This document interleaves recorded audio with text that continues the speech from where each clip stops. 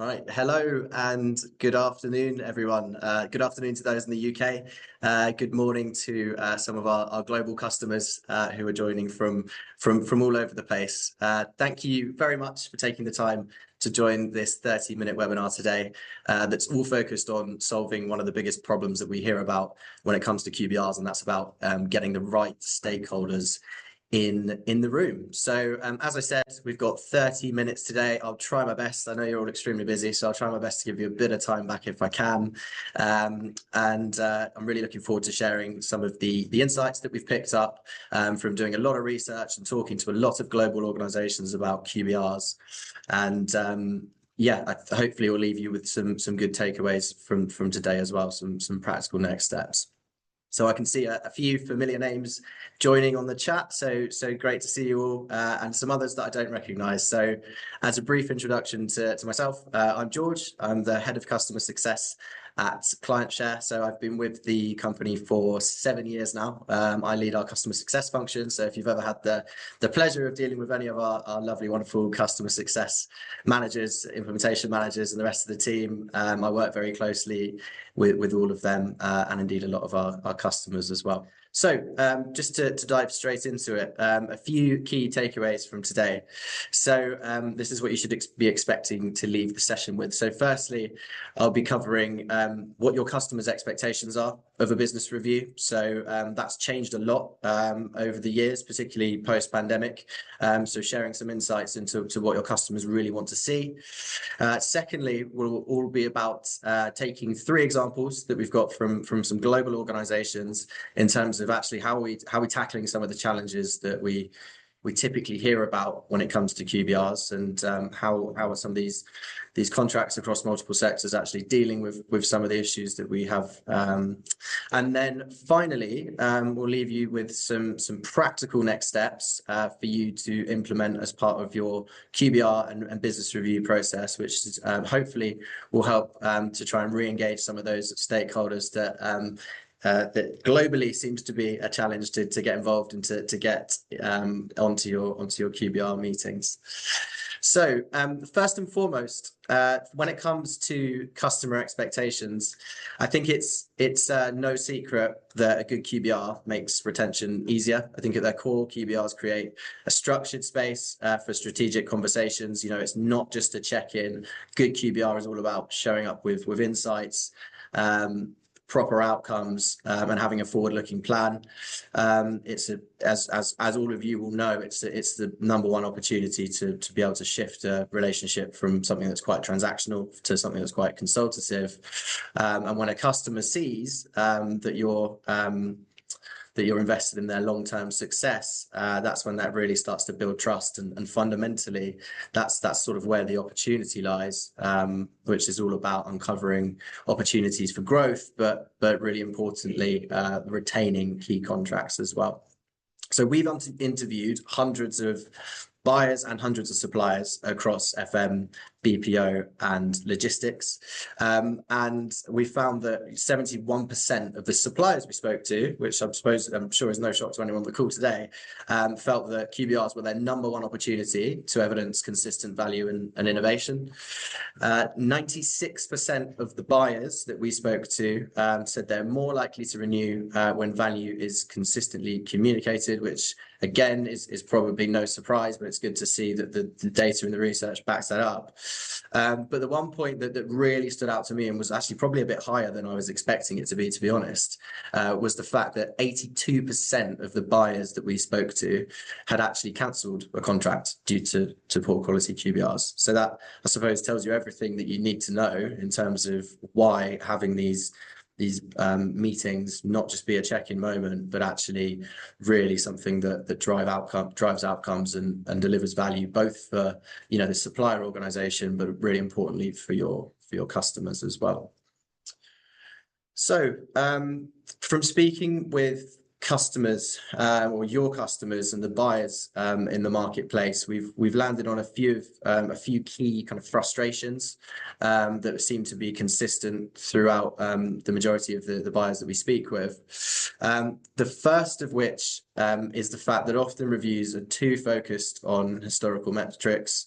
There's often QBRs often miss a lot of the insights that should be kind of shared as part of that wider data pack, and also future anticipation.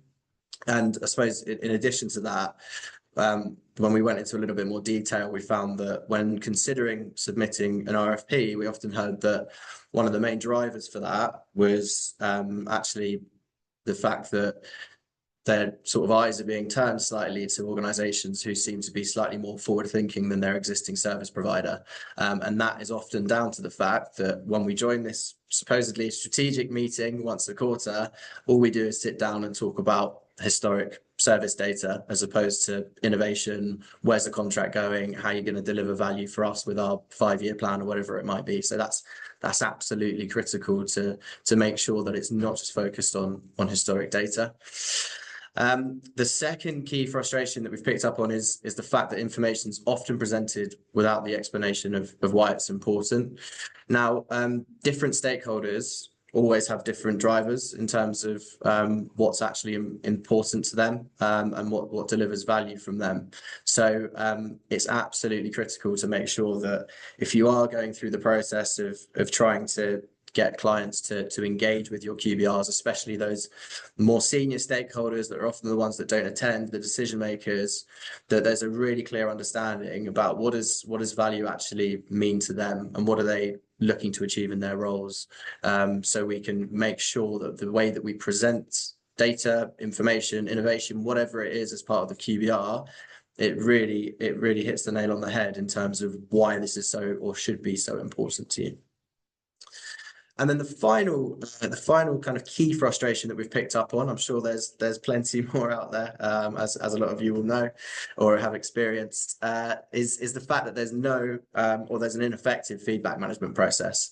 So I think not collecting customer feedback is one thing that drives a lot of frustration, but I think something that drives even more frustration is asking for feedback and then either not doing anything with that feedback, not keeping a record of that feedback, and then not revisiting that feedback with the customer at a later date. I think it can be really frustrating with customers, and I've certainly experienced this on the buyer side of things when you join a QBR or a strategic meeting and your account manager's there asking you similar questions to what they've asked before, and you feel like you've kind of already given that information, as opposed to having a practical conversation about, you know, how this pain that I've got or how this challenge that I've got can be resolved by the supplier.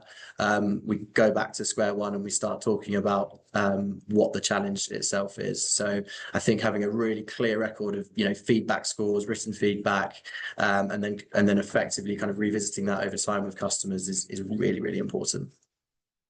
So this is all backed up by research. So by research that we've done over the last few years, we've conducted a lot of interviews, as I mentioned earlier.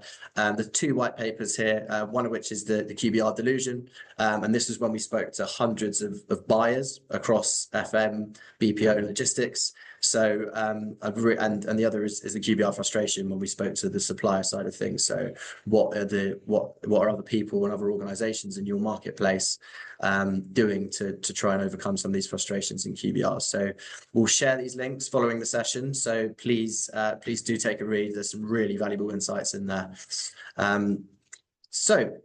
Moving on to actually tackling the challenge and getting some proactive steps in place to address this. So we work with some of the biggest organizations on the planet when it comes to our 3 core sectors, which I mentioned earlier, which is logistics, BPO, and FM. So what we've done, we've taken 3 key examples of some of the challenges that can arise from not having the right stakeholders in the room, and we've actually got some examples and some stories of how some of these key stakeholders of ours have actually managed to overcome those issues. So when it comes to the first challenge that we're looking at here, so this was a BPO organization that were having some challenges with engaging the right stakeholders. So they were working with a leading healthcare provider. Their account team were really struggling to engage their key decision maker. I think it was the VP of IT during their QBRs. think there was, and this is probably a story that many of you have heard yourselves over the years, or maybe experienced yourselves over the years. But there was an increasing awareness that I actually think that the person that's responsible for making this decision doesn't quite understand all the value that's being delivered within the contracts.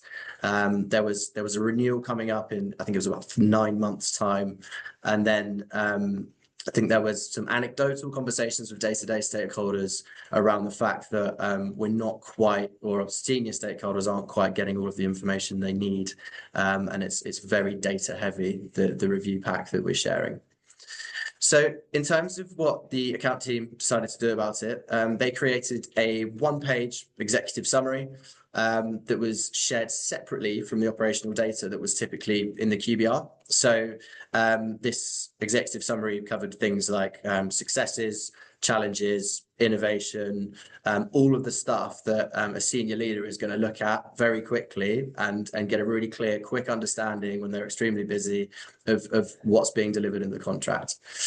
So this was then kind of shared with the key stakeholder, but also some of the more senior stakeholders in the relationship via Pulse after the meeting. A follow-up meeting was requested via Pulse. The account manager received the notification and then was able to set up a conversation with that key stakeholder to talk about the services being provided. So that was a real win in terms of actually getting the balance between using technology but also delivering the right information to that stakeholder to get them engaged. And then the end result was that the client recognized the value supply was adding to their overall sort of IT strategy, but really importantly, the contract was renewed for 3 years after them being able to kind of build up a bit of a better relationship with the VP of IT. And now they attend all key QBRs with the supplier. So there you go. There's a great example from the BPO market in terms of engaging the right stakeholders. So this is something that we hear a lot about, not just in FM. This example is from FM, but missing cross-selling opportunities can be really frustrating when you know that there's a load of other services you could be providing to a customer, but you're kind of in a rut of only being able to kind of get one going. So in this example, it was an FM organization.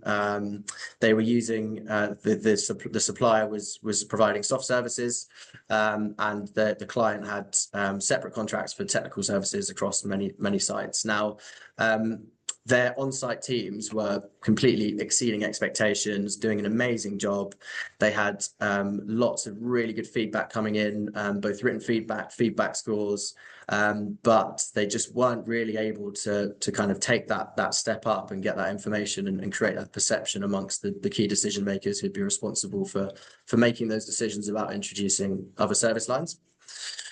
So what this account team did, so they decided to kind of adjust the QBR deck to focus on predominantly all of the positive feedback that had been received over time, any potentially constructive feedback that was shared, but really importantly, making sure that they utilized all of their contacts from their CRM to make sure that this was going out to every single stakeholder that it should be when we follow up from the QBR. So there's an adjustment of content, an adjustment of the stakeholders that we send this to, and then the head of facilities submitted an RFP to the supplier for them to propose providing all of their FM services for the existing building they're working on, plus an additional 5 buildings, which was brilliant to see.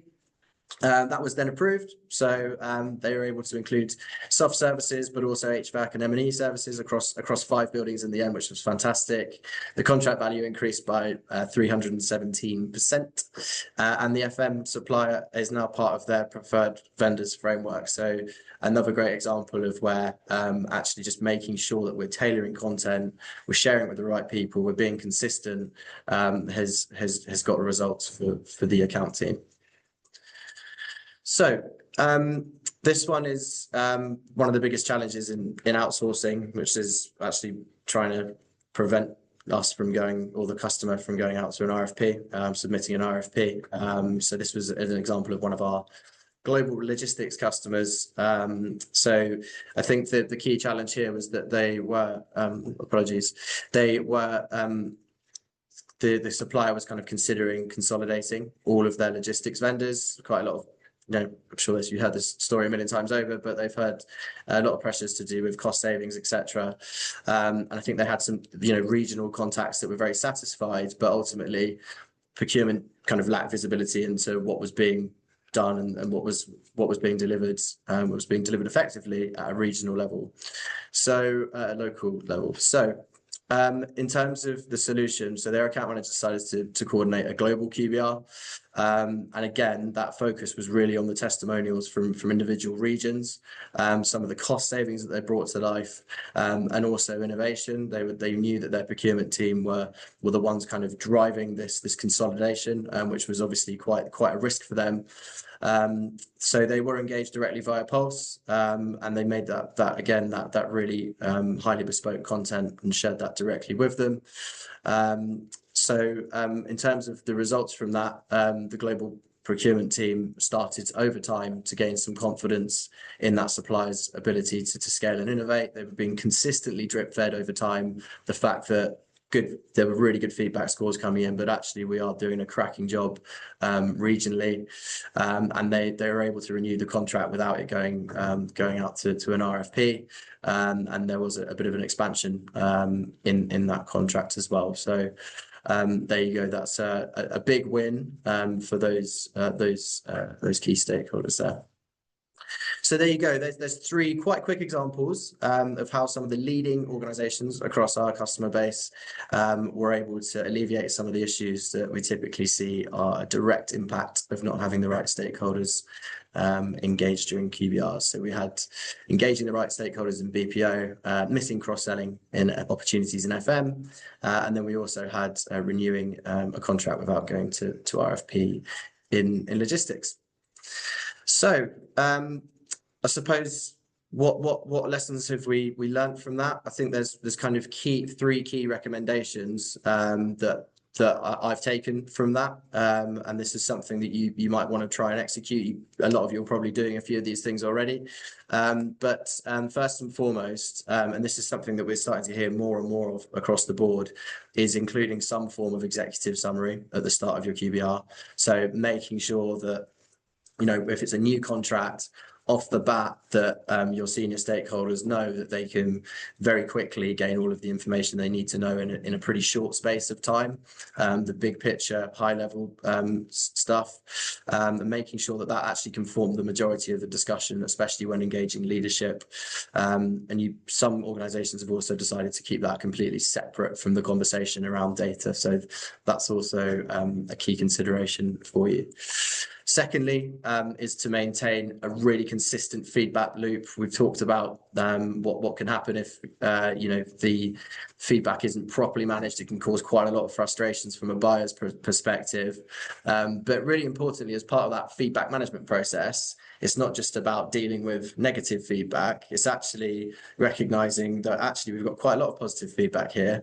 And I don't think often is the case. We don't think that most of our decision makers are aware of all of the great feedback that's coming in. So make sure that feedback, when it starts to become positive, or when it is positive, make sure that's shared with a wider stakeholder audience, because that can make a real difference when it comes to renewal time. And then the final thing is have active conversations with customers about what it is they want to see as part of the QBR process. I think we often hear that there is sometimes a generic template that's shared, and there's always a bit of an assumption that this is what we're delivering, so therefore this is what the client wants to hear about. But I think having a really open conversation and regularly touching base with your customer to make sure that actually this is the most useful information to them, and that there isn't something else they want to be learning about or hearing about, or for us to be advising on, is absolutely critical, because that's when you start to get people drop off and preventing them from engaging with the QBRs. So there's three key recommendations from what we've looked at today. We also have on our Clientshare website, we'll share the link again, but we have a full QBR hub, which is an excellent resource for all things QBRs and strategic business reviews. So make sure that you go and check that out. There's some brilliant articles in there, again, looking at some of the typical challenges that our customers have when it comes to QBRs. So it's absolutely a great resource to have. Okay, so moving on to Q&A. I need to find out if we've actually had any questions through on the Q&A. Okay, perfect. So Zara, my quarterly review meetings often feel like performance reviews. How can I change that? So I think one of the most important things when it comes to that kind of parent-child situation that you can sometimes get yourself in when it comes to a QBR and a client review is making sure that, I suppose, firstly, that the narrative is set correctly from the beginning. And if that's not the case, then trying to readjust the narrative slightly of what the QBR is all about with the customer. It should be viewed as a joint strategy session and not a performance evaluation. So I think emphasizing the fact that there's some co-ownership here. Often your key stakeholders are allocated to your account because they're the ones that can help you drive change and deliver the projects that you're working on. So making sure that there is some emphasis on co-ownership of outcomes and shared wins is absolutely critical for that. The feedback element, is always going to come into it. So two-way feedback and making sure that's part of the agenda. And then I think something that we've discussed quite a lot today, or I've discussed today, is looking at the lack of forward thinking or forward focus on the agenda. So making sure if you want the conversation to not be about just past performance, then that should not be the only thing that you're sharing in the QBR. So whether you decide to take the executive summary route, where you've got some opportunities in there, or you look at some of the future goals, etc., as part of that, make sure that there is some adequate balance between previous data and forward looking, so you don't end up in that situation where it does feel like a bit of a performance review with that customer. Okay, I think we've got one more question asked by Michael. How should I handle customers who never show up to QBRs? Well, there's no silver bullet for that one, unfortunately. I wish I had one, but I think the biggest. It's definitely the biggest challenge as we've discussed today when it comes to QBRs.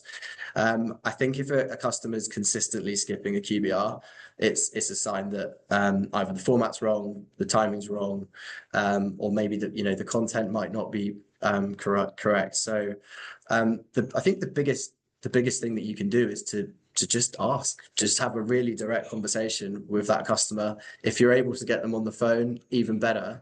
But ask them why they're not joining the QBR and why it is that they don't want to participate in the conversation, because you might quickly find that actually maybe they're not necessarily the correct person to be speaking to.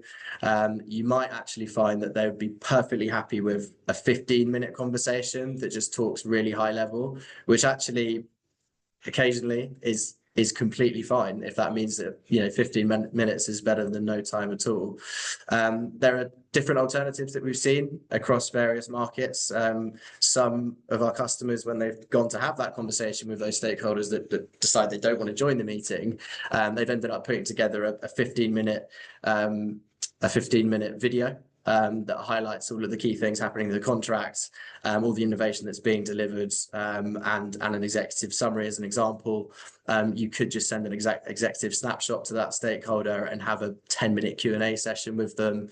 And I suppose making sure that the QBR is also linked up with any internal review cycles that they've got coming up as well. So if they've got internal reporting that they need to do as a result of the QBR, then make sure that the QBR is aligned with that, because that's another thing that's going to help drive more participation. So there we go. I think that's all the questions we've had so far. So, oh, sorry, we've had one more from Seth. Could you provide examples of QBR presentations? Yes, absolutely. So we'll follow up with you. We've got your email address. So yeah, we've got some good examples of the executive summary as an example that we can absolutely share with you if that's something you want to start introducing to your customers as part of a new process. So we'll be sure to send that out as part of the follow up.